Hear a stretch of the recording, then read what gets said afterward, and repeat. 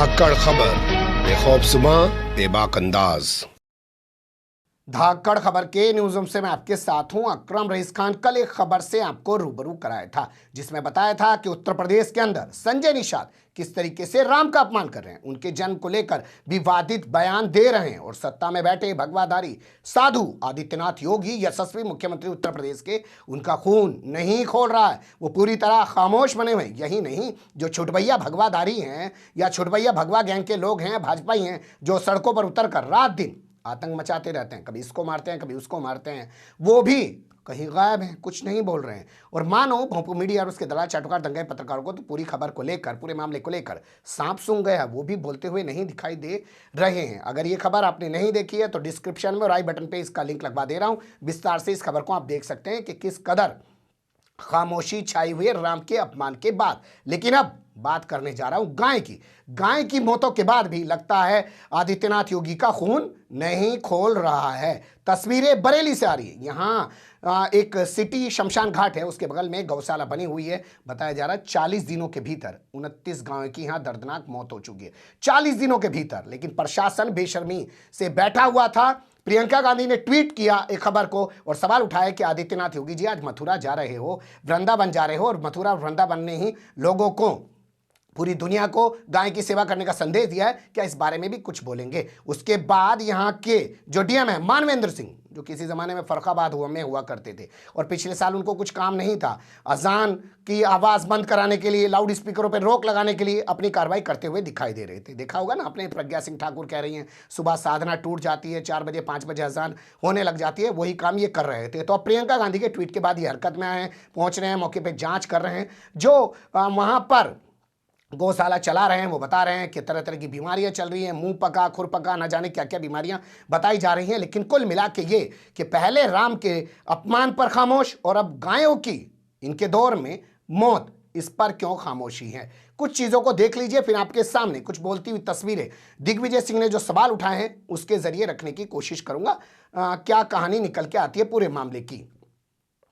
देखिए, आपको तस्वीरें याद होगी, तमाम भोंपू मीडिया और उसके दलाल चाटुकार दंगाई पत्रकार रात दिन दिखाते हैं कि आदित्यनाथ योगी यहाँ पहुँच गए, वहाँ पर उन्होंने पूजा अर्चना की, वहाँ पे उन्होंने गाय को गुड़ खिलाया, गाय को प्यार किया, गाय उनको देखते उनके पास आ गई, गाय का जो बछड़ा है, बछिया है, जो भी है वो देखते उनके पास आ गई। यानी कि बताने दिखाने की कोशिश की जाती है कि आदित्यनाथ योगी गाय से प्यार करते हैं और गाय भी उनसे प्यार करती है या सम्मान करते हैं। वैसे सम्मान की अगर बात करें तो जिसका इन्होंने सम्मान किया है उसका अलग ही हाल इस देश के अंदर हुआ है। जैसे आप देखिए, गंगा के सम्मान की बात की जाती है। आज रिपोर्ट आती है कि गंगा का पानी कई जगह पे इस लायक है कि पीने लायक नहीं है और उसमें आप नहा नहीं सकते हैं। ये बात करते हैं नारी शक्ति की, नारी सम्मान की। देख लीजिए नारियों की क्या स्थिति बनके रह गई है, उनकी क्या दुर्दशा उत्तर प्रदेश के अंदर हो रही है। आए दिन बलात्कार पे बलात्कार, मर्डर पे मर्डर हो रहे हैं, एक एक नहीं, डबल डबल 4 मर्डर हो रहे हैं। कोई बुजुर्ग नहीं बच पा रही है, कोई महिला नहीं बच पा रही है, कोई बच्ची नहीं बच पा रही है। उन सबके साथ रेप और गैंगरेप जैसी वारदातें हो रही हैं। तो जिस के सम्मान की इन्होंने हमेशा बात की है उसी की स्थिति आप उठा के देखेंगे। हालांकि लोगों को देखने की जरूरत नहीं है, क्योंकि अब मंदिर बन रहा है तो दोबारा आदित्यनाथ योगी राम के नाम पे वोट मांगेंगे, वोट वहीं चला जाएगा। कोई धर्म बहुत बड़ी चीज होती है, धर्म बहुत बड़ी चीज होती है। इसे आप एक तस्वीर से और समझ सकते हैं जो दिल्ली से सामने आई छठ के दौरान। ITO के पास जो छठ घाट बना हुआ है वहां पर झाग से भरी हुई थी यमुना, लेकिन फिर भी महिलाएं उस जहरीले हो चुके पानी के अंदर डुबकी लगा रही थी। तो इसे आस्था कहते हैं, उन्हें मरने से डर नहीं लग रहा।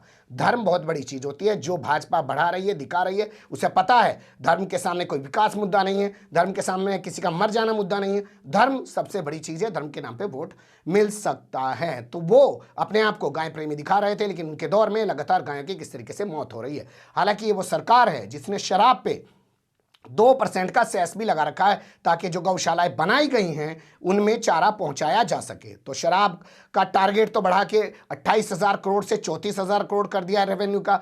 तो गायों का क्या जो बजट बढ़ना था गौशाला के लिए वो नहीं बढ़ाया गया, इस वजह से गायों की मौत हो रही है। इसके अलावा आप तस्वीरें तमाम जगह देख सकते हैं कि आवारा पशु बता के गायों को कभी स्कूलों में बंद कर दिया जाता है, कभी किसान उनको डंडा मार के खदेड़ रहे हैं, कभी हंगामा धरना प्रदर्शन हो रहा है। ये तमाम तस्वीरें भी आदित्यनाथ योगी के आने के बाद से उत्तर प्रदेश में दिख रही हैं। लेकिन अब ये गायों की मौत कोई पहली मौत नहीं है। इससे पहले बाराबंकी में गायों की मौत हो चुकी है और कई जगह पे, कई जिलों के अंदर गायों की इस तरीके से दर्दनाक मौतें हो चुकी हैं। सवाल प्रियंका ने उठाया तो डीएम भागा भागा गया, लेकिन दिग्विजय सिंह कुछ और ही कहानी बता रहे हैं।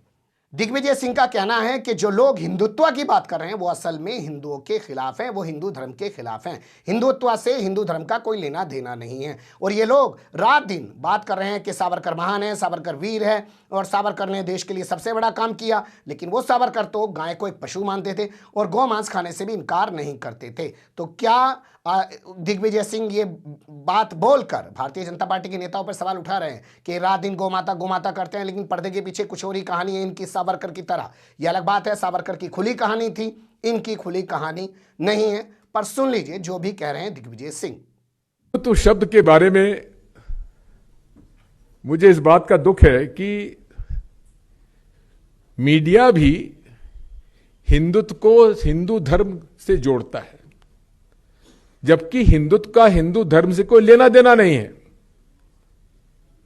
सनातनी परंपराओं से कोई लेना देना नहीं है। और ये मूल सनातनी परंपराओं और विचारधाराओं के ठीक विपरीत है।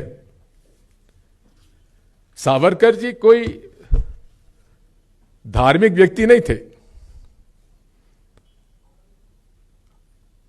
उन्होंने तो यहां तक कहा था कि गौ को माता क्यों मानते हो, और उन्हें कहीं एतराज नहीं था गौ मांस खाने के लिए भी। तो सावरकर जी को जिन्होंने कि हिंदुत्व को, हिंदू आइडेंटिटी को इस्टेब्लिश करने के लिए उन्होंने हिंदुत्व का शब्द वे लाए, और उसके कारण लोगों में भ्रम फैल गया, जिसे कि प्रचार तंत्र, और प्रचार तंत्र में राष्ट्रीय स्वयंसेवक संघ को कोई जीतना बड़ा मुश्किल है, क्योंकि अफवाह फैलाना और अफवाह को आखिरी दम तक ले जाना उनसे बेहतर कोई जानता नहीं है। और आज के युग में जहां सोशल मीडिया और इंटरनेट है, उसमें तो ये ऐसा एक हथियार उनके हाथ में आ गया है जो कि अकाट्य साबित होता चला जा रहा है। सुन लिया आपने दिग्विजय सिंह को। यही थी आज की राम के बाद गाय की कहानी। इनके दौर में जिस को इन्होंने सम्मान देने की बात की है, उसकी यही दुर्दशा उभर के सामने आई है। लंबा चौड़ा इतिहास रहा है इनका हमेशा से। भारत माता कहते हैं, लेकिन भारत माता के बेटों को किस कदर लहूलुहान करते हैं। किसी कत्लेआम पे क्या इनके कभी आंसू बहते हैं? 600-700 किसान मर गए, क्या इन्होंने कभी अफसोस जताया? कोई फर्क नहीं पड़ता, क्योंकि इनके लिए सत्ता सबसे बड़ी चीज है। और इन्हें पता है कि धर्म का जितना बढ़ावा करेंगे, सत्ता उतनी हमारे पास रहेगी। बने रहिएगा धाकड़ खबर के साथ। हो सकता है राम और गाय के बाद कोई और मुद्दा भी निकल के सामने आ जाए, क्योंकि भोंपू मीडिया तो बताने वाला है नहीं। फिलहाल कमेंट्स के रूप में आप लोग अपनी राय दे सकते हैं। खबर को लाइक कर सकते हैं, चैनल को सब्सक्राइब कर सकते हैं, ज़्यादा से ज़्यादा हमारी खबरों को शेयर कर सकते हैं। फिर ऐसे ही किसी सुलगते हुए या उलझते